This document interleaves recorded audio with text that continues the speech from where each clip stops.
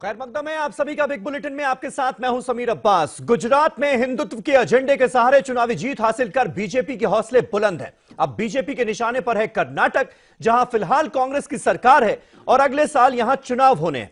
हुबली में बीजेपी के लिए चुनावी बिगुल फूंकने पहुंचे यूपी के सीएम योगी आदित्यनाथ ने एक बार फिर यहां हिंदुत्व के मुद्दे को हवा देते हुए साफ कहा कि कांग्रेस वाले हनुमान की पूजा नहीं करते, टीपू सुल्तान की करते हैं। और यही बीजेपी और कांग्रेस की मानसिकता का फर्क है। जवाब में कर्नाटक के सीएम ने उन्हें उनकी ही भाषा में जवाब दिया और कहा कि वो योगी से बड़े हिंदू हैं। बीजेपी धर्म के नाम पर देश को बांटने का काम कर रही है, लेकिन कांग्रेस सभी मजहबों का सम्मान करती है और यही असली हिंदुत्व है, ऐसा सिद्धरामैया का कहना था। संघ चीफ मोहन भागवत भी कुछ दिनों पहले ही कह चुके हैं कि हिंदुत्व हिंदुस्तान में सारे मजहबों को जोड़ने का इकलौता फॉर्मूला है। तो आज बड़ा सवाल यह कि क्या गुजरात के तर्ज पर कर्नाटक जीतना चाहती है बीजेपी? आखिर क्यों छिड़ी है हिंदुत्व पर सियासी जंग? इसी पर करेंगे बात अपने तमाम खास मेहमानों से, लेकिन पहले ये रिपोर्ट। टीपू सुल्तान पर सियासत का हिंदुत्व वार। क्या इंतखाब जीतने के लिए मजहब का सहारा लेना जरूरी है? क्या कर्नाटक में जीत के लिए अब गुजरात दोहराया जाएगा?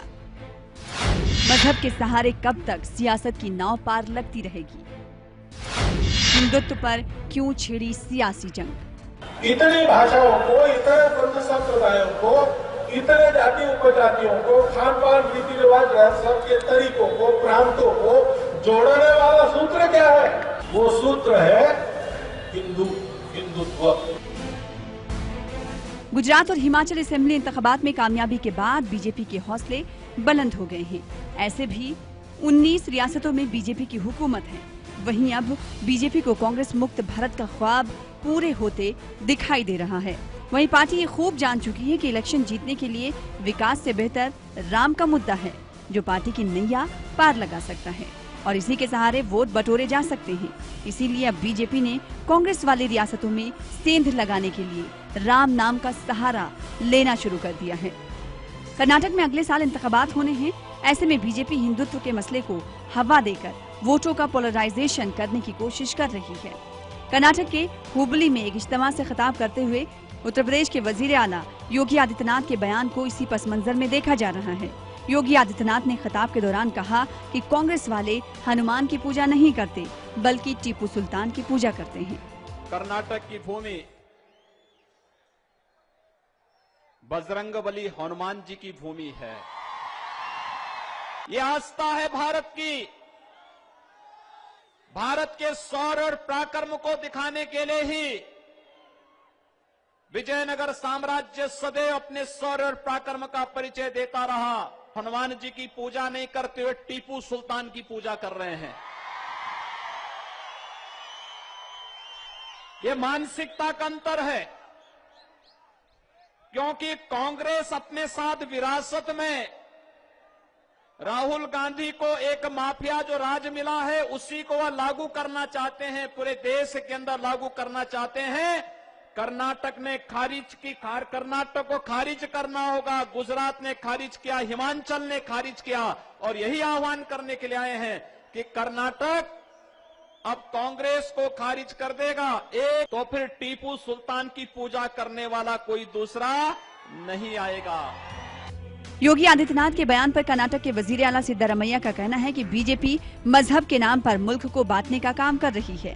हम तमाम मजाहिब का एहतराम करते हैं, यही वजह है कि हम सबकी जयंती मनाते हैं।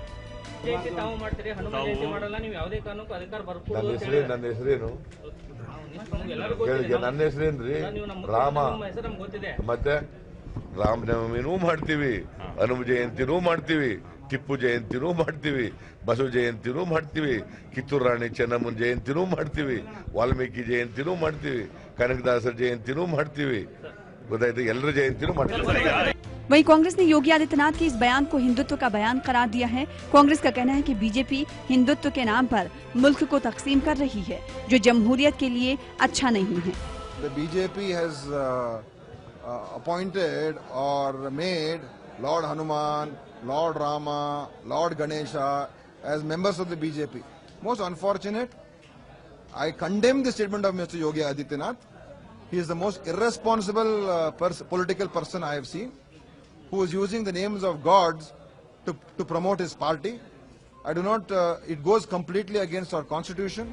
बीजेपी कर्नाटक में टीपू सुल्तान जयंती मामले को हवा देकर हिंदुत्व का कार्ड खेलना चाहती है, तो वहीं दूसरी जानिब सदर जमहूरिया रामनाथ कोविंद टीपू सुल्तान की तारीफ करते नहीं थकते। सदर जमहूरिया ने कहा था कि अंग्रेजों से लड़ते हुए टीपू सुल्तान ने हीरो की तरह मौत पाई। Tipu Sultan died in historic death fighting the British. He was also सियासी माहिरीन का मानना है कि अगले साल कर्नाटक में असेंबली इंतखाबात होने वाले हैं, जिसको देखते हुए बीजेपी ने अब अपने तीरकश का मुंह कर्नाटक की तरफ मोड़ दिया है। वहीं बीजेपी कर्नाटक में जीत के लिए अब हिंदुत्व का सहारा ले सकती है। Bureau report, ETV news.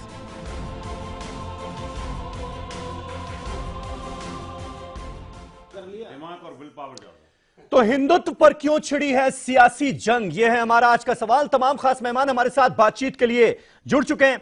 हमारे साथ आज समाजवादी पार्टी के स्पोक्स पर्सन अनिल यादव साहब स्टूडियो में मौजूद हैं।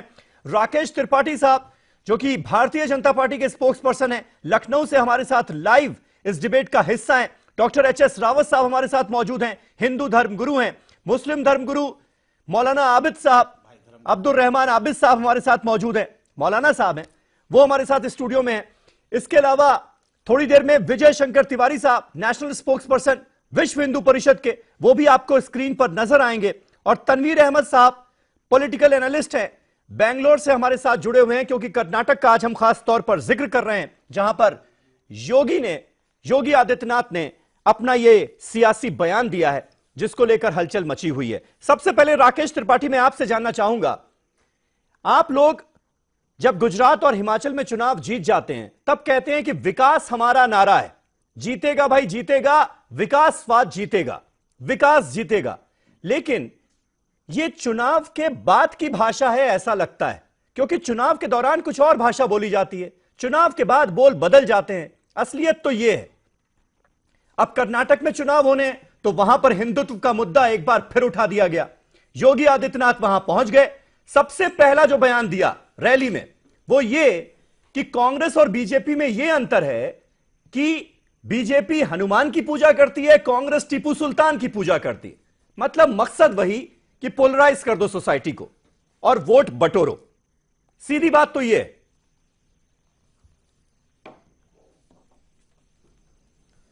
समीर जी, भारतीय जनता पार्टी ने गुजरात में अपने चुनाव प्रचार अभियान की शुरुआत गुजरात गौरव यात्रा के साथ की थी, जिसमें गुजरात की उपलब्धियों पर, गुजरात में विकास का जो विजन है, जो गुजरात का विकास मॉडल है, उसके आधार पर हमने शुरुआत की थी। कौन ऐसा था जिसने अपने माथे पर टीका पहली बार लगाकर मंदिर मंदिर द्वारे द्वारे भटक रहा था?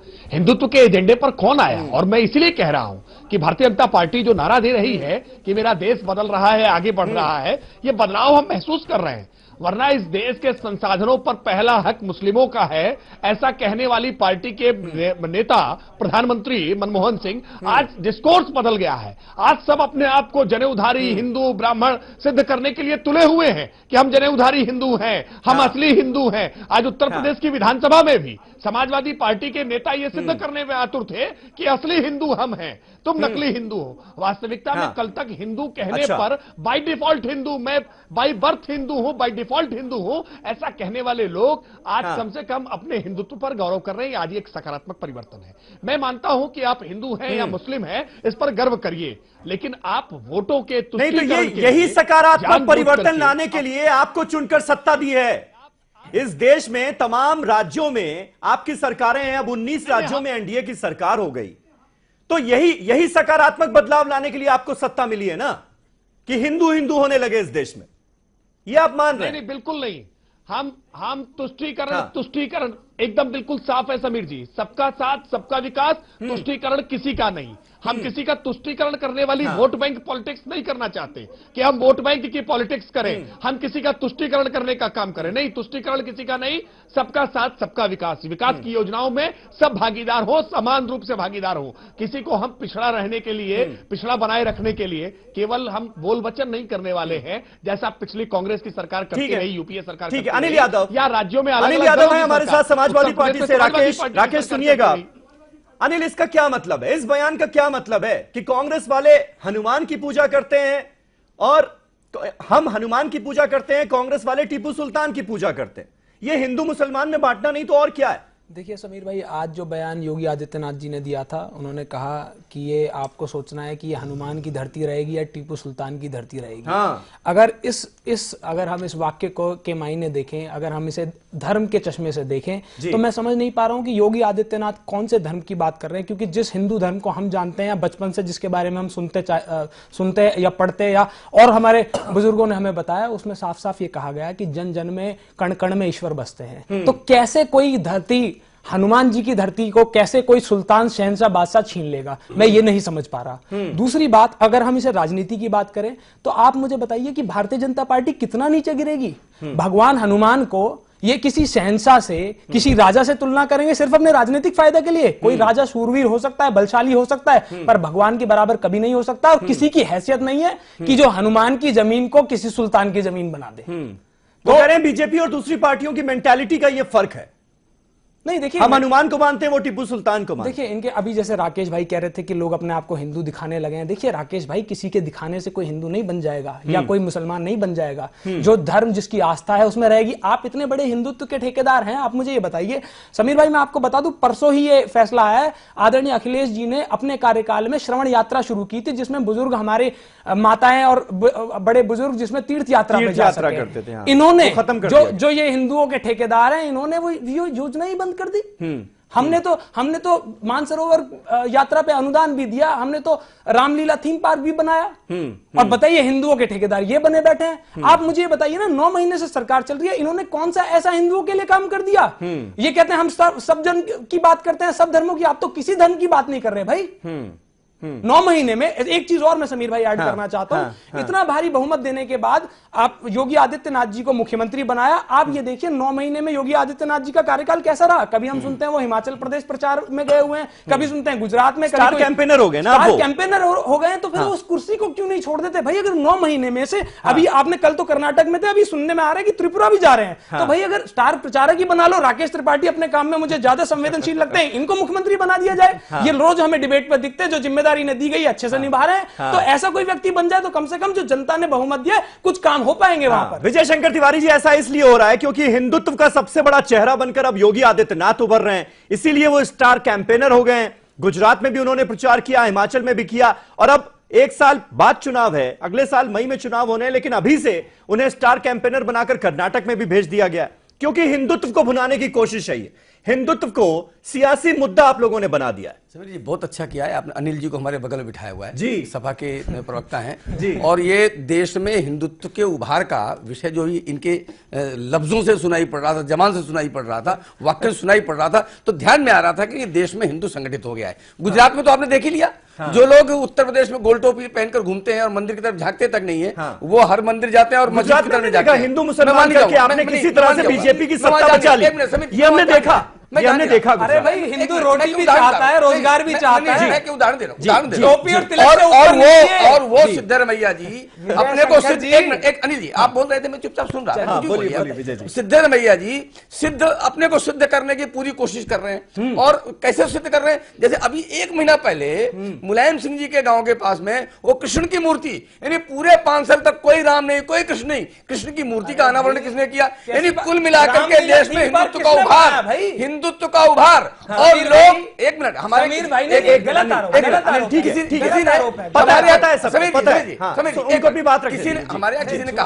किसी ने महापुरुष ने कहा कि एक समय वो आएगा जब लोग कोर्ट के ऊपर जनेऊ धारण करके चलेंगे। वो समय अब दिखाई पड़ रहा है, कोर्ट के ऊपर जनेऊ धारण करके चलना। हम कहते मेरे नाम के आगे सिद्ध लगा हुआ है, यही मंशा थी हिंदू तो मैं हूं, यही मंशा थी आपकी कि लोग अपने आप को सबसे बड़ा हिंदू साबित करने की कोशिश करें, यही बीएचपी का उद्देश्य था ना। समीर जी ये देश तब तक सेकुलर है, तब तक धर्मनिरपेक्ष है, तब तक हिंदुओं की जो संख्या है और हिंदुओं का ऑर्गेनाइजेशन है या हिंदू संगठित है, तब तक सेकुलर है। इसके बाद आपको पता है कि जहां जहां मुस्लिम बाढ़ होती है वहां कितना सेकुलर होता है, ये आप बता दीजिए। अभी साहब बैठे हैं, बताएंगे कैसा सेकुलर होता है, पाकिस्तान कैसा सेकुलर है। अच्छा, मतलब जहां जहां मुसलमान ज्यादा होते हैं वहां से सेकुलरिज्म खत्म हो जाता है, आप ये कह रहे हैं? जब तक हिंदुत्व का मौलाना अबीद, तब तक सेकुलर है। मौलाना अबीद, जहां जहां मुसलमान ज्यादा होते हैं वहां वहां सेकुलरिज्म खत्म हो गया क्या इस देश में?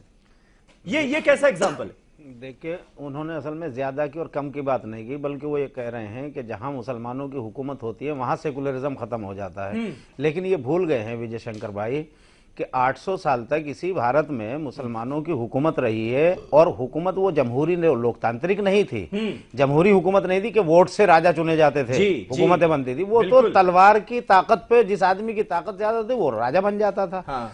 तो उसके बावजूद कि वो एक डिक्टेटरशिप राजशाही थी, उसके बावजूद इन 850 सालों में कभी सेकुलरिज्म से अलग हट करके नहीं चला कोई भी राजा। इक्का दुक्का अगर कभी किसी के कोई इक्का दुक्का वाकयात हो सकते हैं, राजा नहीं पूरा वो, इक्का दुक्का वाकयात ऐसे हो सकते हैं कि उनमें कहीं कोई कमी ज्यादती कुछ किसी के सामने आई हो, लेकिन कुल मिलाकर के कभी भी सेकुलरिज्म का दामन, मतलब सेकुलरिज्म का मतलब यह कि इंसाफ, हिंदू और मुसलमान सबको इंसाफ के तराजू में एक ही पलड़े पर तोलना, एक ही तरह से सबके साथ सलूक करना, यही असल हुकूमतों को चलाने वाली चीज है। और जब ही लंबी हुकूमतें चल सकती हैं। जब आप जुल्म करने लगेंगे, आप धर्म देख के, जात बिरादरी देख के, आप अपना बेगाना देख करके जब फैसले करने लगेंगे, तो एक के साथ ज्यादती जुल्म करेंगे और दूसरे के साथ जो है आप जरूरत से ज्यादा मेहरबानी करेंगे, नतीजा यह होगा कि आपकी सरकार की चूल्हे हिल जाएंगी, जल्दी आप जैसे सत्ता में आए थे वैसे ही बाहर हो जाएंगे। एच.एस. रावत साहब, क्या आपको लगता है कि ये वाकई हिंदुत्व की जीत है? जिस तरह से चुनावी मुद्दा जो है वो हिंदुत्व को बना दिया गया है, हिंदुत्व के नाम पर चुनाव लड़े और जीते जा रहे हैं, इसका फायदा भी हो रहा है, इसलिए यह मुद्दा और तूल दिया जा रहा है। क्या यह वाकई हिंदुत्व की जीत है जिसमें जमहूरियत की हार होती हुई नजर आ रही है? क्या यह सच है? अभी राकेश जी ने बात रखी थी और विजय शंकर जी ने भी बात रखी थी। मैं तो हिंदू धर्मगुरु उपदेश के तौर पे यहां बैठा हुआ हूं। अभी राकेश जी ने स्टार्टिंग में कही थी कि इससे पहले की सरकारों ने यह कहा था कि भाई यहां पर संसाधनों पर सबसे पहला अधिकार मुसलमानों का है। मोदी जी जब बाहर जाते हैं, मैं कोई उनका विरोध नहीं कर रहा, मैं सिर्फ बैलेंस कर रहा हूं, जब वो बाहर जाते तो कहते हैं कि ये हिंदुस्तान का दिल अलवर के रहमान के अंदर बसता है, यहां पर ये देश कबीर का है, ये देश रहीम का है, ये महात्मा बुद्ध का है। उसकी पूरी दुनिया कभी में वाहवाही कहा होती है, ये कृष्ण का देश है, ऐसे स्टेटमेंट कभी नहीं कहा ये राम का देश है। दुनिया में वाहवाही होती क्या है। मुझे तकलीफ नहीं होती राकेश जी? हाँ, तकलीफ तो होती है ना। आपने कहा, मैं सुन रहा था, और मेरे दिल में भी तो कहीं ना कहीं आग धड़कती है कि मैं हिंदू हूं, मैं भी हनुमान जी का भक्त हूं, ऐसा नहीं हूं। हाँ। लेकिन आज तक विदेशों में कभी ये नहीं कहा मोदी जी ने जा करके कि ये राम का देश है, ये हनुमान जी का देश है और ये कृष्ण का देश है। दुख हमें इसलिए होता है। राकेश जी, हिंदुत्व को तो बुनाया जा रहा है, बुनाओ। राकेश जी एक छोटा सा जवाब दे दीजिए, फिर मैं तनवीर अहमद साहब के पास जाऊंगा। छोटा सा जवाब। एच.एस. रावत साहब शायद मुझे लगता है या तो तथ्यों से अनभिज्ञ हैं या जानबूझ करके कहना नहीं चाहते हैं। गीता पहली बार अगर राष्ट्राध्यक्षों को कोई भेंट कर रहा है तो नरेंद्र मोदी जी हैं। क्या ये स्थापित करना अभी भी बाकी है कि ये राम और कृष्ण की धरती है? राम और कृष्ण की धरती स्थापित तौर पर है, ये लगातार हम कह रहे हैं, इसको कहने की जरूरत नहीं है, ये स्थापित है। अरे एक बार नहीं 1000 बार बोला भाई, आपने सुना नहीं? इसका मतलब हमें लग रहा है, अरे भाई त्रिपुंड धारण करके, गले में रुद्राक्ष की माला पहन करके जिस देश में जाते हैं वहां जाकर के वो मंदिर का दर्शन करते हैं, पूजा करते हैं, आरती करते हैं, और अरब देश में जाकर के मंदिर के लिए जमीन मांग लेते हैं और अरब देश के खलीफा मंदिर के लिए जमीन दे देते हैं। इससे ज्यादा बड़ी उपलब्धि और क्या होगी? हिंदू धर्मगुरु को तो इस पर खुश होना चाहिए कि अरब देश के खलीफा मंदिर के लिए जमीन दे देते हैं। मैं तो और ज्यादा खुश होता जब जाकर के कहते कि राम की जमीन है, ये कृष्ण की जमीन है, बजाय रहमान के और अब्दुल के और उनका नाम लेने के बजाय। खुशी तो मुझे जब ज्यादा होती। ठीक है, तनवीर अहमद साहब, इसे कैसे देखते हैं? मैंने पहले ही कहा, हिंदुस्तान की हम सियासत सबका में साथ सबका विकास की बात करते हैं, तुष्टीकरण किसी का नहीं। तनवीर अहमद साहब कि अब चुनाव लड़े और जीते इस बात पर जा रहे हैं कि कौन कितना बड़ा हिंदू है। देखिए, ये पैराडिम शिफ्ट तो नहीं है। हमारे एक पॉलिटिकल एनालिस्ट हैं और पॉलिटिकल साइंस के कर्नाटका यूनिवर्सिटी के हेड ऑफ द डिपार्टमेंट हैं जनाब हरीश रामस्वामी साहब। उन्होंने कहा कि ये आइडियाज के पॉलिटिक्स की बैंक्रप्सी है, पैराडिम शिफ्ट नहीं है। ये आइडियाज नहीं मिल रहे हैं। आप क्या करना चाहते हैं, अवाम की किस तरह खिदमत करना चाहते हैं, देश को किस तरह बनाना चाहते हैं, ये आइडियाज नहीं है। इसकी बैंकरप्सी हो गई है, इसलिए आप मजहब का इस्तेमाल कर रहे हैं। आप देखिए आदित्यनाथ जी जब कहते हैं तो उनके बगल में येडियुरप्पा साहब भी थे, और यही येडियुरप्पा साहब 2013 में टीपू की पगड़ी पहनते हैं, उनकी मजार पर जाते हैं जब वो केजीपी बनाते हैं, और यही सरकार है। अब जब उनकी हुकूमत थी, बीजेपी सरकार थी कर्नाटका में, तो उस वक्त बी शेख अली साहब जो एक रेनाउंड हिस्टोरियन है, उनकी किताब को रिलीज करते हैं जो टीपू सुल्तान पर लिखी गई है, और उस किताब का प्रीफेस जगदीश शेट्टार साहब लिखते हैं। और जगदीश शेट्टार साहब जो आज भी कर्नाटका में बीजेपी के एक बड़े नेता हैं, वो तारीफ करते हैं टीपू सुल्तान की और कहते हैं कि उन जैसा हुक्मरान उस दौर में कोई नहीं था, और उनकी जो नेशनलिज्म थी और देश के तई उनकी जो मोहब्बत थी वो एक मिसाली मोहब्बत थी। ये सारी चीजें इनके लीडर कहते हैं। अभी इस साल जब जयंती मनाई गई तो एक बीजेपी के एमएलए मिस्टर बीएस आनंद वो उस तकरीबात में, उस फंक्शन में शरीक रहते हैं और कहते हैं कि मैं सब इस पॉलिटिक्स में नहीं पड़ता, अगर टीपू सुल्तान के पीरियड में कुछ हुआ है तो वो उस वक्त के हालात कैसे थे उसका जायजा लेना चाहिए। तो टीपू सुल्तान को सिर्फ और सिर्फ वोटों के लिए इस्तेमाल करने की कोशिश की जा रही है, इसलिए कि कर्नाटका में बीजेपी के पास कोई इश्यू नहीं है, कोई लीडरशिप नहीं है। मैं समझता हूं कि बीजेपी को मुद्दों पर बात करना चाहिए फिरका परस्ती के जरिए, और इस तरह का वोट बैंक क्रिएट करके वो इलेक्शन जीतना चाहते हैं तो इलेक्शन तो जीत सकते हैं, लेकिन ज्यादा दिन शायद उनकी पॉलिटिक्स नहीं चलेगी। बीजेपी को इस पर गौर करना चाहिए।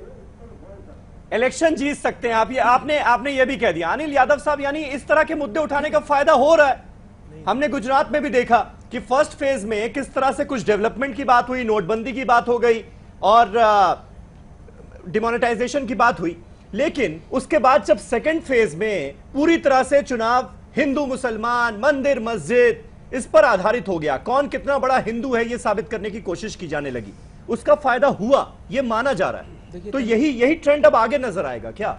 देखिए तनवीर भाई, वो समीर भाई, मैं जो तनवीर साहब ने जो बात कही है उससे बिल्कुल सहमत हूँ कि इस तरह की बातें तब आती हैं जब आपके पास मुद्दे नहीं होते, आपके पास ये बात नहीं होती कि हम जनता को क्या तो हमने दिया है या क्या हम आगे देंगे। यही चीज हमने पिछले दिनों जो गुजरात चुनाव हुआ, गुजरात मॉडल का, जिस मॉडल के ऊपर नरेंद्र मोदी जी प्रधानमंत्री बन गए 2014 में, आपको याद हो गुजरात मॉडल ही गूंज रहा था पूरे देश में, उस गुजरात मॉडल का कहीं जिक्र नहीं आया। इन्होंने एक बार ये नहीं लास्ट में नजर आया जब सी प्लेन उड़ा, हाँ वो सी प्लेन भी, वो भी पाकिस्तान से बुला के उड़ाया, वो उसमें वो गुजरात मॉडल था इनका असल में।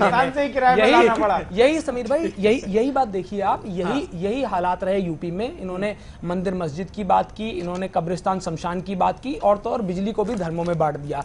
अखिलेश जी लगातार कहते रहे कि भाई हम अपना 5 साल का काम गिनवाते हैं, आप अपना 3 साल का काम गिनवाइए, पर एक बार भी प्रधानमंत्री जी ने उस बात का जवाब नहीं दिया। और यही हमने गुजरात मॉडल में देखा, गुजरात के चुनाव में देखा। पर मैं आपको एक बात निश्चित तौर पे कह सकता हूं कि अंत में चाहे हिंदू हो मुसलमान हो, हमें सबको रोजगार चाहिए, रोजी चाहिए, काम चाहिए, हमें अच्छी शिक्षा चाहिए। लेकिन ये विपक्ष की खामी है ना, ये विपक्षी पार्टियों की खामी है कि आप असली मुद्दों को चुनावी मुद्दा नहीं बना पा रहे हैं। भाई ये मुद्दे कुछ दिन जरूर बहुत तेजी से ऊपर उठते हैं, कुछ दिन जरूर बहुत तेजी से ऊपर उठते हैं, और इसमें चुनाव जीती भी है भाजपा, हम देख भी रहे हैं लगातार। पर मैं आपको विश्वास दिलाता हूं कि अंत में देखिए, जिसको रोटी नहीं मिलेगी वो क्या तिलक लगाएगा, आप मुझे ये बताइए। और अंत में रोटी से ही पेट भर पाएगा, तिलक से पेट नहीं भरेगा। तिलक और टोपी की बारी तो बाद में आती है। एक छोटा सा ब्रेक ले रहे हैं। क्यों छिड़ी है हिंदुत्व पर सियासी जंग, ये अहम सवाल आज हम उठा रहे हैं। टोपी में क्यों दीन और धर्म को आप एक छोटा सा ब्रेक लेते हैं। मौलाना साहब आप अपनी बात रखिएगा तफसील से, एक छोटा सा ब्रेक लेते हैं, फौरन हो रहे हैं हाजिर तमाम खास मेहमान हमारे साथ बने हुए।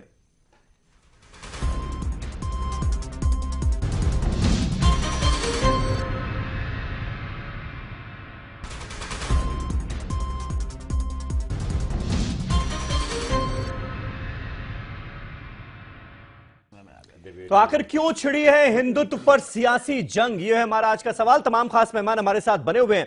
राकेश त्रिपाठी साहब, एक मामले में दाद तो देनी पड़ेगी बीजेपी की, आपकी पार्टी की, कि आपने मजबूर कर दिया कांग्रेस पार्टी के सीएम सिद्धरमैया को यह बताने के लिए कि मैं योगी से बड़ा हिंदू हूं और मेरा नाम है सिद्धरमैया, इसमें सिद्ध भी है और राम भी है, इसलिए मैं 100% हिंदू हूं।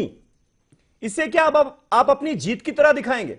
गुजरात में भी हमने यही देखा, इतना हिंदू हिंदू आपने किया कि राहुल गांधी को अपना जनेऊ दिखाना पड़ा।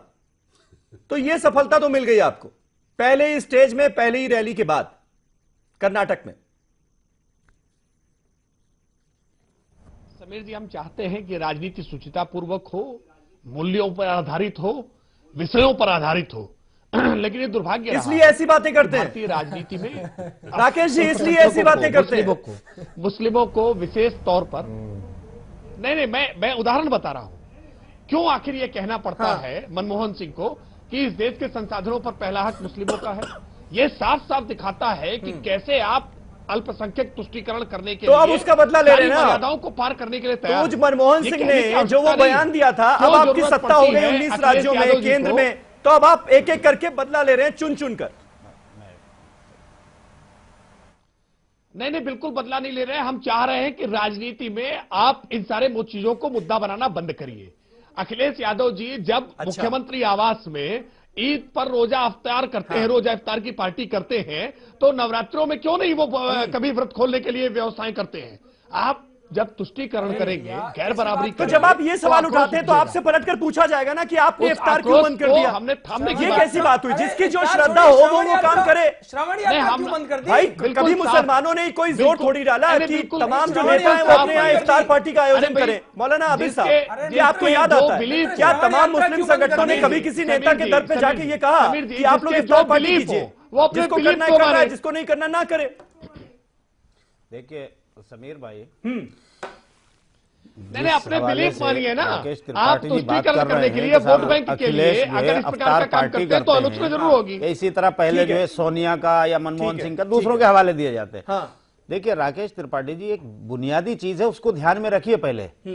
चाहे तो वो अखिलेश हो, चाहे वो मायावती हो, चाहे वो सोनिया गांधी हो, चाहे मनमोहन सिंह हो, वो कोई मुसलमान प्राइम मिनिस्टर या चीफ मिनिस्टर नहीं थे कि वो जो है रोजा अफ्तार की तो पार्टी करा रहे हैं और साहब नवरात्रों की पार्टी नहीं करा रहे हैं। तो एक हिंदू की हैसियत से अगर कल आप चीफ मिनिस्टर बन जाते हैं और आप मुसलमानों से अपने मेल मिलाप को जोड़ने के लिए आप रोजा अफ्तार के नाम से उनको बुलाते हैं, तो इसको कुछ लोग आपके लिए अच्छी बात समझते हैं कि भाई ये अच्छा कर रहे हैं आप। लेकिन आप यही शर्त उससे लगा कि साहब वो मैं अगर बन जाऊं, मैं आपको बुलाऊं नवरात्रे पे, तो ये एक हमारी जो गंगा जमनी तहजीब है उसके लिए अच्छी बात। लेकिन अगर मैं मुसलमानों को ही अफ्तार कराने लगूं तो इसका मतलब क्या तुकबंदी हुई? इस तरह के तर्क जो है आप मेरा ख्याल से ना दीजिए। आपने इससे पहले एक रावत भाई, नहीं रावत भाई, देखिए इससे पहले आपने एक अच्छी बात कही, आपने अरे नहीं भाई कहा, देखिए आज आप, अरे रावत जी कहने तो दीजिए ना भाई, नवरात्रों के अंदर, अरे सुन तो लीजिए, आप बाद में जवाब, अरे आपकी बात, वहां पर नवरात्रों के आपको चांस अंदर देंगे माइक वो, बंद करा दिया, क्यों बंद करा दिया? अरे रावत अगर जी, अखिलेश जी इतने ही सेकुलर थे वहां उनको अगर इफ्तार पार्टी रावत जी मैं कह रहा हूँ आपको चांस देंगे वो। अरे समीर जी आपको चांस देंगे, जब बात का जवाब दे दो ना, दूंगा आप ही की बात में ऐड कर रहे हैं ना रावत साहब, इसलिए इस वक्त बात जो हो रही है वो योगी आदित्यनाथ के बयान पर हो रही है कि वो कर्नाटक में जाकर के जिस तरह से वहां पर एक मुस्लिम सुल्तान या हुक्मरान या वहां का राजा कह लीजिए, उसके खिलाफ जिस तरह से मजहब की बुनियाद पर एक माहौल बना करके फिर वही एक फिजा को, देखिए ये तोड़ने का काम ना कीजिए। भारत सरकार ने आज एक इतना बड़ा कदम उठाया है, उसको मैं मुबारकबाद भी दूंगा कि यूएनओ में आज आपने अमेरिका के उस पागलपन के फैसले के खिलाफ एक मजबूत कदम उठाया। उससे भारत सरकार की इज्जत भी बढ़ेगी, सम्मान भी बढ़ेगा, गौरव भी बढ़ेगा दुनिया में, और वो एक साहसी कदम है। और उससे जो है हिंदुस्तान के मुसलमानों के साथ साथ बाहर के मुसलमानों का दिल भी हिंदुस्तान के हुक्मरानों के साथ अच्छा एक उसका मैसेज जाएगा। लेकिन बंद हो जाएगा। अरे आतंकवाद वो कर रहे हैं यार, कहाँ की चीज कहाँ जोड़ देते हैं आप? सुन लीजिए, आतंकवाद बंद हो जाएगा। आतंकवादी तो आप वो हैं जो यहाँ पर आतंकवाद करते हैं। आज के मुद्दे पर, मैं आज के मुद्दे की बात ये कर रहा हूँ, जवाब दे रहे तो जवाब दे दो। अरे तो वो आतंकवादी है क्या जिनके लिए बात कर रहे हैं? ठीक है, विजय शंकर जी, विजय शंकर जी, एक मिनट, मुसलमानों के रावत जी, सरकार ने फैसला दिया। अरे रावत जी यही तो योगी आदित्यनाथ कर रहे हैं, वही आप बैठ के करने लगे। मुझे ये बताइए फिर आप में और योगी आदित्यनाथ में क्या फर्क रहेगा? आप भी वही काम कर रहे हैं, मैं भी वही काम करूंगा, आप भी आतंक फैलाओगे, अपने मजहब के लिए वही काम करूंगा। मैं योगी आदित्यनाथ वाला काम करूंगा, समाज को तोड़ोगे। मुसलमान आप मुसलमानों के फेवर में बात करोगे। अरे फेवर में बात करना अलग चीज है, समाज को तोड़ना अलग चीज है। आप समाज को बांटना, नफरत फैलाना, समाज को तोड़ना, ये 125 करोड़ लोगों के काम करना वो अच्छी 125 करोड़ लोगों के लिए जो बातें हो रही हैं वो धोखा है क्या? तो फिर आप दीजिए मुबारकबाद।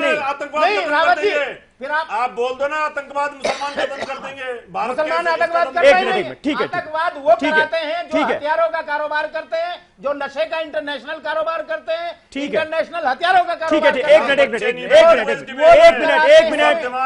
मिनट, आबिद साहब, रावत साहब, लड़िए मत, जो है वो ठीक है, लड़िए मत, एक मिनट, गलत बात। रावत जी मुझे सख्त एतराज है। याकूब मेमन के जनाजे में 2 लाख मुसलमान जाते हैं। अरे वो मर गया, वो कौन है? वो मुसलमान नहीं है, वो मुसलमान नहीं है। हाँ मुसलमान है। वो क्या हिंदू गए तमाम पर? मुसलमान है। वो बाबरी मस्जिद तोड़ने वाले, बाबरी मस्जिद तोड़ने वाले नहीं जाते उनकी अर्थी में। कोई ऐसी बात ना कीजिए, ऐसी बातें ना कीजिए। फिरका परस्ती को बढ़ावा देने के लिए डिबेट नहीं हो रही है। एक मिनट, थोड़ा सा झूठ बोलते हैं आप, मंदिर था, झूठ बोलते हैं आप। 528 से पहले क्या थी वहाँ पर? आप झूठ बोलते हैं। 528 से पहले क्या था वहाँ? मस्जिद थी, मस्जिद है। रावत साहब, आबिद साहब, प्लीज, ये राम मंदिर और बाबरी मस्जिद पर डिस्कशन नहीं हो रहा है इस वक्त। जब होगा तब बोलिएगा खूब। एक मिनट, विजय शंकर जी, मुझे एक मिनट सर, प्लीज, मैं रिक्वेस्ट कर रहा हूँ आप दोनों से, मुझे आवाज बंद करनी पड़ेगी। आप मुझे आवाज बंद करनी पड़ेगी। मौलाना साहब, एक मिनट। विजय शंकर जी, क्या मैं इस बयान का सीधे सीधे ये मतलब निकालूं, अगर आप एक तरफ ये कांग्रेस पार्टी को साबित करने की कोशिश कर रहे हैं कि वो टीपू सुल्तान की पूजा करते हैं, हम हनुमान की पूजा करते हैं, तो दरअसल जो हिंदू वोट बैंक है, हिंदुत्व के नाम पर आप सिर्फ और सिर्फ उसको संगठित करना चाहते हैं। आप हिंदुओं का वोट चाहते हैं, आपको मुस्लिम वोट बैंक से कोई वास्ता नहीं है। अपीजमेंट की बात जो की जा रही है कि अपीजमेंट की पॉलिटिक्स के हम खिलाफ हैं, वो तो दिखावा हो गया। दरअसल आप हिंदू वोट बैंक को एकजुट करने की कोशिश में हैं। ये बात ईमानदारी से मानेंगे आप? समीर जी, हम हिंदुओं के संगठन का काम ही करते हैं। हाँ, ये खुला करते हैं, इसमें कोई किंतु परंतु बट नहीं है भाई। ये तो वीएचपी करती है ना, बीजेपी का काम थोड़ी है ये। एक मिनट, आप वीएचपी पूछ रहे हैं तो वीएचपी अपना प्रश्न का उत्तर दे रही है। दूसरा, आप कुछ महीने या कुछ साल पहले तक देखिए, हिंदुओं का कौन कितना विरोध करता है, हिंदुओं के प्रतीकों का कौन कितना अपमान करता है, वो उतना ही बड़ा सेकुलर है। इसकी एक होड़ लगी हुई थी, पूरी होड़ लगी हुई थी। लेकिन अभी सिद्धरमैया जी ने अपने रमैया का भी अर्थ बता दिया और सिद्ध का भी अर्थ बता दिया। यही सिद्धरमैया जी कुछ महीना पहले बोल रहे थे, मैं गौमांस खाता हूं, मेरा कौन क्या बिगाड़ लेगा देखेंगे। अब सिद्धरमैया जी बोले, क्योंकि अब सिद्ध भी बता रहे हैं। तो वो तो बीजेपी के भी तमाम लोग बोलते हैं, एक मिनट, बीजेपी के भी तमाम लोग बोलते हैं कि मैं गौमांस खाता हूं, सबका विरोध, मैं गौमांस खाता हूं, मेरा कोई क्या बिगाड़ लेगा। जिन ने कहा है कि मैं गौमांस भक्षण करता हूं, मैं सबका विरोध करता हूं। भाजपा की निंदा करिए ना, भाजपा की निंदा करिए। गोवा में भाजपा की सरकार है, मैंने वहां करो ना, भाजपा की निंदा करो। अरे भाजपा की निंदा करो भाई। अनिल जी, भाजपा की निंदा क्यों नहीं करते? उसमें सेलेक्टिव हो जाते हैं ना फिर। खत्म हो गया हिंदुत्व, गोवा के नाम पे खत्म हो गया। सेलेक्टिव हिंदुत्व है बीजेपी की बी टीम है। बोलिए। नहीं, अगर बात करें तो फिर इसके बात करूंगा मैं। हाँ, एक मिनट जी, यही सिद्धरमैया जी। नहीं, मुझे पता है सिद्धरमैया के साथ खड़े हैं, मुझे पता है कि आप हम किसी के साथ नहीं, कांग्रेस, आप कांग्रेस के साथ खड़े, उनकी वकालत कर रहे, पता है, सबको पता है। अरे हम गौ माता की वकालत कर रहे हैं, यही सिद्धरमैया जी है, माता की वकालत कर रहे हैं भाई। बूचड़खाने आप कुछ नहीं कर रहे थे, बूचड़खाने आप नहीं दिलवाए थे, लाखों भैया आपने करवाए थे। रावत साहब, गोवा के बारे में विजय जी की बात हो जाए पूरी ना। आपकी बात में पूरी सुनूंगा। एक मिनट, यही सिद्धरमैया जी है। अमेरिका से चला हुआ एक पादरी अपने चार्टर प्लान से कर्नाटक की धरती पर उतरता है। लाल कारपेट बिठा करके यही सिद्धरमैया जी स्वागत करते हैं। वो कहता है लाखों हिंदुओं को हम ईसाई बना देंगे। ये कुछ नहीं बोलते, आज कहते हैं मैं सिद्धरमैया जी हूं। यही सिद्धरमैया जी हैं। इन्हीं की सरकार में टीपू सुल्तान को लेकर एक बड़ी जनसभा हिंदुओं की तरफ से होती है, उसमें हिंदू मारे जाते हैं। सिद्धरमैया जी कुछ नहीं बोलते हैं। आज अपने सिद्ध और रमैया का अर्थ बता रहे हैं। मैं ये कहना चाहता हूं कि आज उनको ध्यान में आ गया है कि जिस वोट बैंकों को हम नकार रहे थे वो हमें रसातल में पहुंचा करके ही दम लेगी।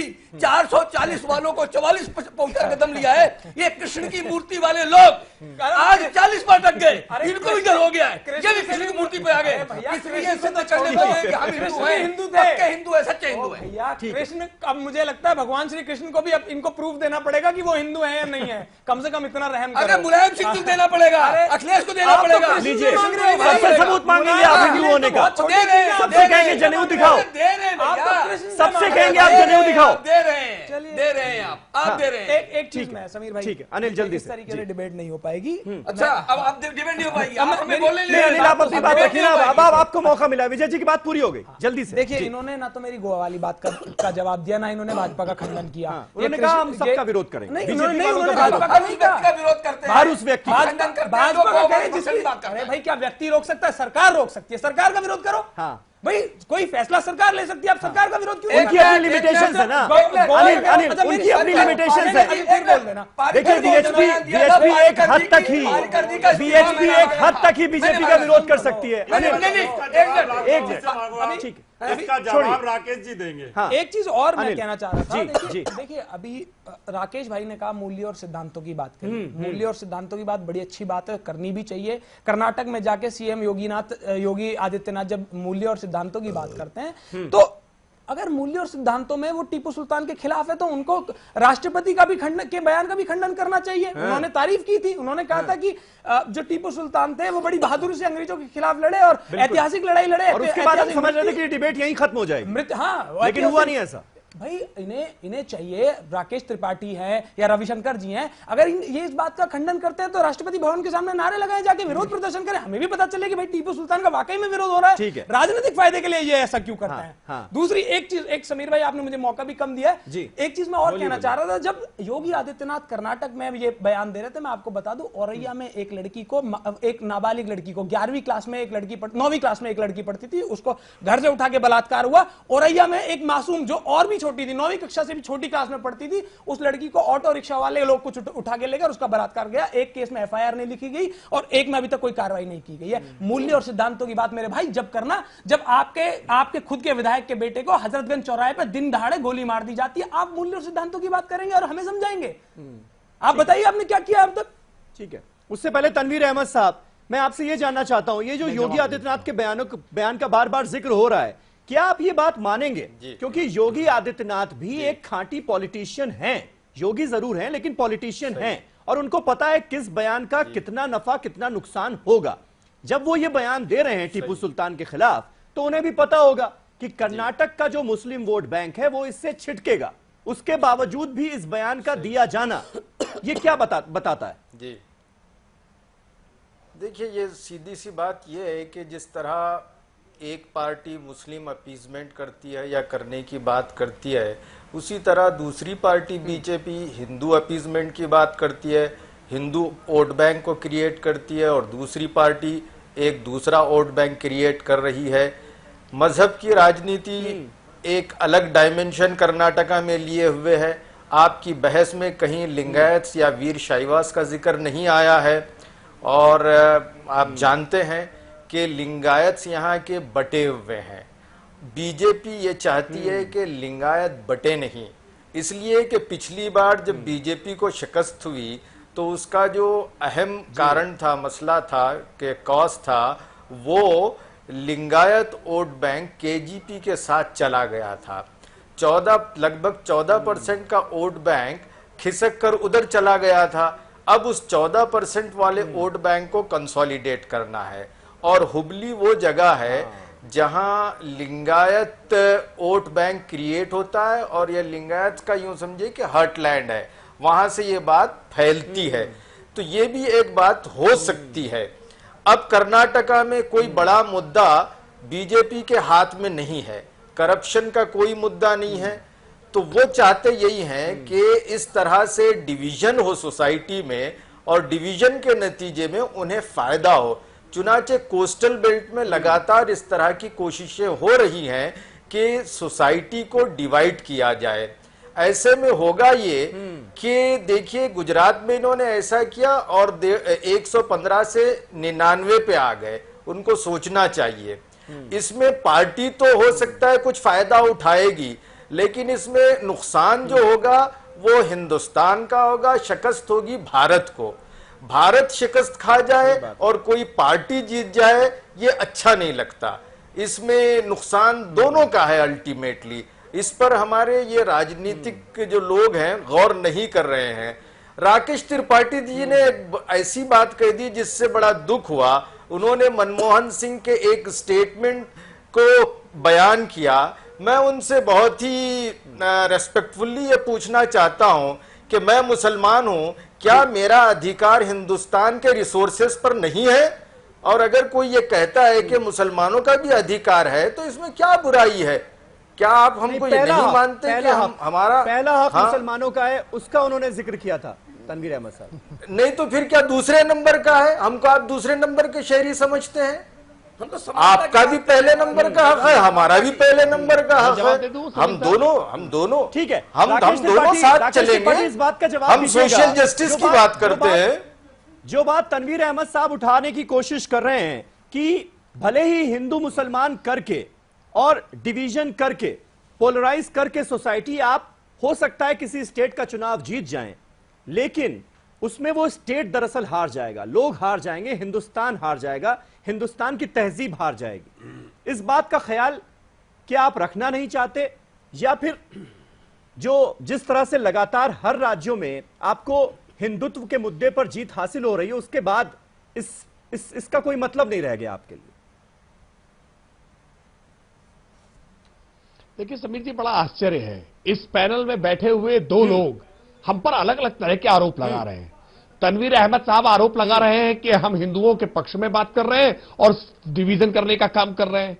रावत साहब कह रहे हैं कि प्रधानमंत्री मोदी जी जाकर के कभी भी ये नहीं कहते हैं कि ये रामकृष्ण की धरती है, हम मुस्लिमों के पक्ष की बात कर रहे हैं। वास्तविकता में मैं यही स्थापित कर रहा हूं कि भारतीय जनता पार्टी न पहले दर्जे का किसी को मानती है, न दोयम दर्जे का किसी को मानती है। हम तो कह रहे हैं कि सब बराबर है, सबका साथ सबका विकास, तुष्टीकरण किसी का भी नहीं होगा। विकास की योजनाओं में सब बराबर भागीदार होंगे। तो कर्नाटक में बनेगी, कर्नाटक में मुसलमानों का वोट नहीं चाहिए ना आपको? बिजली का बल्ब जलेगा तो रोशनी उससे हिंदू मुस्लिम दोनों के घर में जाएगी। हम बिल्कुल नहीं, देखिए टीपू सुल्तान के पक्ष में जिस तरह से कांग्रेस खड़ी होकर के भारत की भारतीयता का अपमान करने का काम करती है, जो भारत के रीति रिवाज परंपराएं हैं, भारत के बिलीफ है, भारत अरे आपकी पार्टी के प्रेसिडेंट खड़े हैं टीपू सुल्तान के हक में, उसको जब अपमान करने का काम करती है, जगदीश शेट्टार आपके नेता खड़े हैं टीपू सुल्तान के हक में, रामकृष्ण की धरती है, हनुमान और उसको झुठला दिया जाएगा क्या? टीपू सुल्तान इस मुल्क का पहला फ्रीडम फाइटर था जिसने अंग्रेजों से लड़ते हुए अपनी जान दे दी। उस इतिहास को बदल देंगे क्या? विरोध करेंगे हम। नहीं, अरे राकेश जी एक बात तो समझिए, टीपू सुल्तान के इतिहास को भी याद रखा जाएगा कि कैसे टीपू सुल्तान ने तो वो पहले योद्धा हैं जिन्होंने अंग्रेजों के खिलाफ लड़ाई लड़ी है भारत की धरती पर। हाँ ठीक है, मौलाना आबिद क्या कह रहे हैं?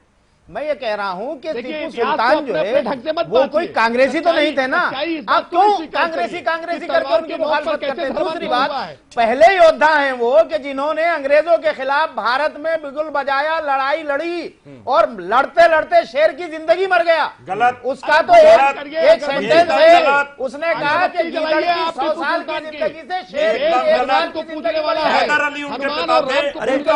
मैं तो कुछ और बात कह रहा हूँ, मैं तो कुछ और बात कह रहा हूं सर, आप पढ़ा दो।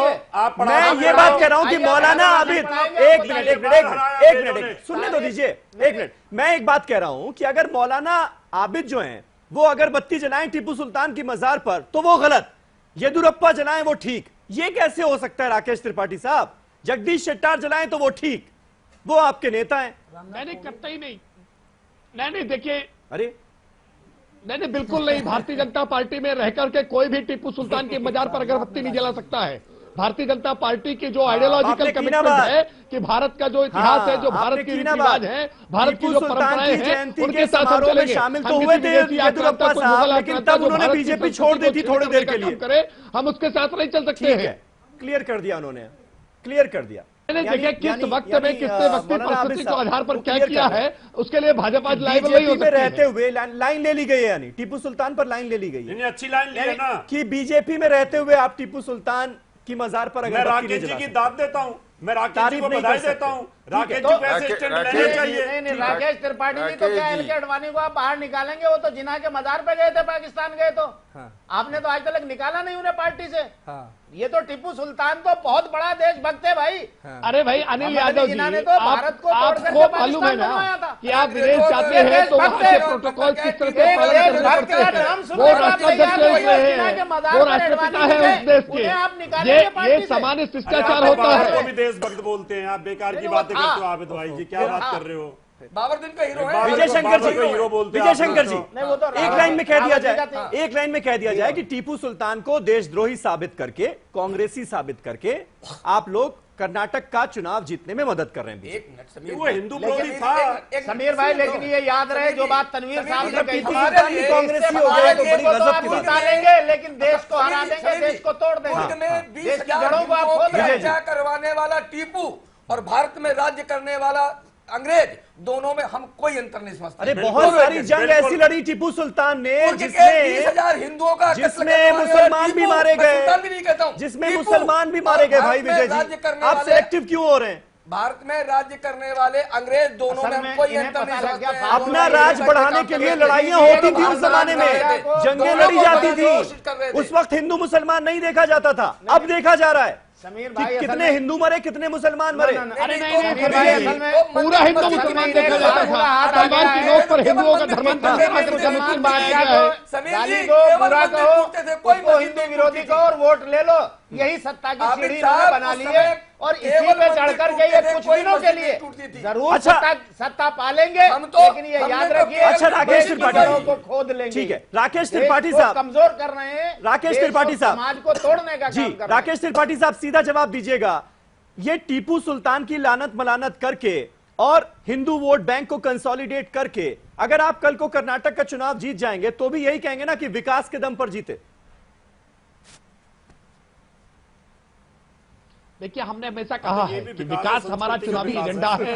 हम जब भी बात करेंगे विकास के आधार पर करेंगे, लेकिन हम किसी की भावनाओं को ठेस नहीं पहुंचा सकते, हम तुष्टीकरण नहीं कर सकते हैं। जिस प्रकार से कांग्रेस तुष्टीकरण करती है और बहुसंख्यक समुदाय की भावनाओं को ठेस पहुंचाती है, हम बहुसंख्यक भावनाएं हो या अल्पसंख्यक भावनाएं हो, दोनों की भावनाओं का आदर करेंगे और विकास के एजेंडे पर, विकास की योजनाओं पर, अपने कार्यकाल के आधार पर हम मोदी सरकार की उपलब्धियों के आधार पर चुनाव में जाएंगे। कांग्रेस के राज में मुसलमान 30% से 3% सरकारी नौकरियों में आ गया, 27% निकल गया। क्या ये मुसलमानों का तुष्टीकरण मानते हैं आप? और क्या आप इससे और नीचे पहुंचाना चाहते हैं क्या कि नाम भी ना ले मुसलमान का? अब कोई काम तो खत्म कर आप दिया। कांग्रेस की भक्ति गाते रहिए, सच्चर कमेटी की रिपोर्ट भी देखिए और कांग्रेस के कारण मुसलमानों की क्या दशा हुई है इसका भी आकलन करिए। मुस्लिमों का अगर विकास सही मायने में किसी ने किया है तो भाजपा की सरकारों ने किया है। राकेश भाई, तो दशा खराब है तो नाम तो लेना पड़ेगा ना राकेश जी। दशा खराब है तब तो और नाम लेना पड़ेगा ना। कांग्रेस के टाइम आप लोग तो नाम लेने से भी कतराने लगे। दशा खराब तो कांग्रेस के तुष्टीकरण के कारण हुआ है। वो केवल बाल बहादुर थे, हम तो क्या बहादुर हैं। गुजरात में आपकी पार्टी तो छोड़िए, कांग्रेस तक ने नाम नहीं लिया मुसलमानों का। भाई हो सकता है आगे विजय, लेकिन आज अगर कांग्रेस पार्टी के रिप्रेजेंटेटिव होते यहाँ पर तो मैं उनसे पूछता, लेकिन वो डिबेट में आए नहीं। कांग्रेस पार्टी आई नहीं इस डिबेट में। जी जी अनिल यादव, सवाल वही, नहीं, कांग्रेस की अब हिम्मत नहीं हो पा रही है इलेक्शन जीतने कि वो हिंदुत्व का विरोध कर पावे। मतलब इलेक्शन के दौरान सब कुछ करो और फिर इलेक्शन के बाद ये कहो कि ये विकास की जीत है। देखिए, जो तो सारे पाप धुल जाते हैं। देखिए, इसके बारे में, पाप धुलने के बारे में और चुनाव के समय पर हिंदू मुस्लिम कराने के बारे में तो भाई राकेश त्रिपाठी बैठे हुए हैं, ये बता देंगे अच्छे से। भाजपा के लोग बैठे हुए हैं। अगर जहां तक कम माहिर थोड़ी थे इसके, नहीं आप हमारे बता दीजिए। हमने यूपी का, वो हिंदू वोट बैंक को साधते थे, आप मुस्लिम वोट बैंक को साधते थे। अरे सुन लीजिए रावत साहब, सुन लीजिए, वोटों के लिए और मारने पड़ते सुन लीजिए अनिल रावत, सुन लीजिए। हमने 2017 का चुनाव लड़ा, हमने कोई ऐसी बात नहीं की। जब हमने विकास किया तो हमने किसी समुदाय को देख के नहीं किया। कोई योजना निकाली तो ऐसा नहीं किया कि हमने कि हिंदू या मुसलमान के लिए अलग अलग योजनाएं निकाली। हमने एक्सप्रेसवे बनाया तो उस पर हिंदू मुसलमान सब चल सकते हैं। हमने मेडिकल कॉलेज 12 मेडिकल कॉलेज आजादी के बाद से अब तक नहीं बने थे, 5 साल में बना दिए। पॉलिटेक्निक कॉलेज की बात करी हमने, IT हब बनाया हमने। कह रहे कब्रिस्तान और शमशान में आपने भेंट किया। अरे भैया वो तो आंकड़े आ गए थे समीर भाई, आप ही को याद होगा, आप ही के यहाँ पे डिबेट हुई थी। अरे मौलाना साहब 1 मिनट रुक जाइए, मौलाना साहब देख लीजिए एक बार फिर से। जब इन्होंने आरोप लगाया उसके बाद आंकड़े आ गए, आंकड़े आ गए, उसके बाद भी इनकी भवन भी आपने बात तो सुन लीजिए भाई। अरे भाई रामलीला थीम पार्क भी तो हमने बनवाया भाई साहब, उसका भी तो जिक्र करिए। रामलीला थीम पार्क का नहीं बताएंगे आप? मानसरोवर मंदिर बनवा देते। अरे मानसरोवर में अनुदान हमने शुरू किया, उसका तो नहीं जिक्र कर रहे आप। ये सेलेक्टिव मौलाना साहब को चौक पर बिठाकर लखनऊ बुलाते हैं, ये भी बता दीजिए। एक ही प्रकार के आरोप में सुरेश राणा को जेल, और मौलाना साहब को चौक पर लखनऊ। ये प्रारूप है आपका, ये सुरक्षा आपके शासन का, आपके प्रशासन का। जवाब जानना चाहते हैं? जवाब जानना चाहते हैं? आखिर में तनवीर अहमद साहब एक सवाल आपसे, बस पिसराए हिंदू, एक सवाल आपसे, क्योंकि मोहन भागवत साहब तब मानू जब आप उसके रोजगार की बात करें, 1 मिनट, जब मोहन भागवत साहब जब उसके RSS एक मिनट सर टाइम खत्म हो गया, प्लीज ऐसा ना करें। तनवीर अहमद साहब से लास्ट कमेंट लेने दीजिए। तनवीर अहमद साहब, मोहन भागवत साहब ये कहते हैं कि सारे धर्मों को जोड़ने का एक मूल मंत्र है हिंदुत्व, लेकिन हम देखते हैं हिंदुत्व के नाम पर ही बांटने की कोशिश की जाती है। तो असलियत है क्या, वो आखिर में बता दीजिए, फिर मैं डिबेट क्लोज करूं। देखिए सर, इसमें थोड़ा सा फर्क है। एक है RSS का हिंदुत्व और दूसरा है ओरिजिनल वैदिक धर्म जो हमारा एंशिएंट रिलीजन रहा है। एंशिएंट रिलीजन को अगर RSS हिंदुत्व कहती है तो मैं नहीं मानता।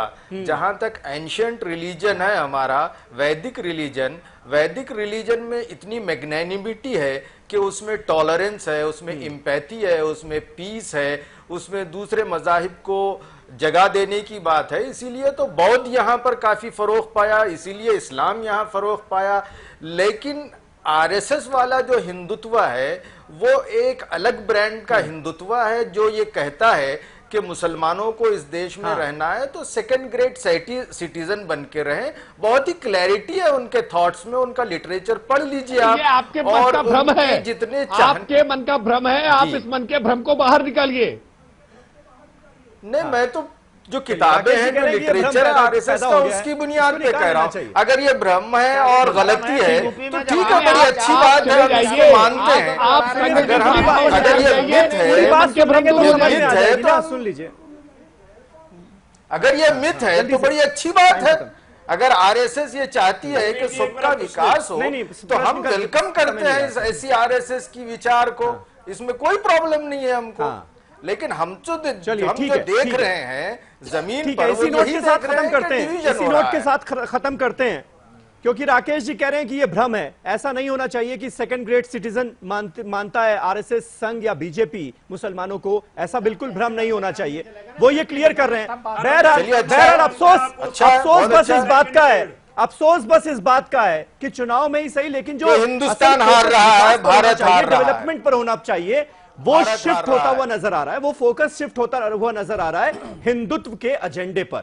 ये अफसोस की बात है कुल मिलाकर, क्योंकि डेवलपमेंट असल मुद्दा होना चाहिए। असल मुद्दा किसी भी पार्टी के लिए चुनावों में डेवलपमेंट होना चाहिए, भी खतरनाक है। वो नहीं है और मुद्दा जो है वो शिफ्ट हो चुका है। एक छोटा सा ब्रेक ले रहे हैं। आप सभी का बहुत बहुत शुक्रिया हमारे साथ इस डिबेट में हिस्सा लेने के लिए। मंडे को एक नए टॉपिक पर नई डिबेट के साथ हाजिर होऊंगा। तब तक आप तमाम खबरों के लिए देखते रहें ETV उर्दू। बहुत बहुत शुक्रिया।